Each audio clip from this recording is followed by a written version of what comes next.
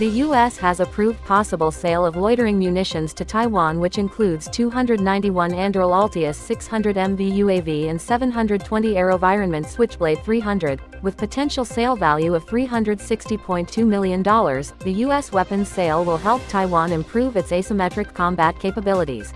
The United Arab Emirates has finalized $3.5 billion preliminary agreement with South Korea to procure the SAMP mid-range air defense missile system. The SAMP features advanced radar, missile interception capabilities and is designed to engage multiple targets simultaneously, providing a robust shield against diverse aerial threats.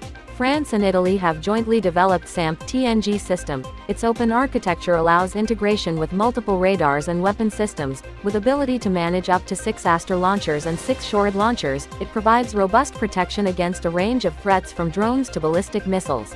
Ghost Drone has been officially added to Blue UAS cleared list. Known for its advanced surveillance and reconnaissance capabilities, it has undergone rigorous evaluation to meet stringent criteria set by Blue UAS program, ensuring secure and trusted drone technology being used in critical defense operations.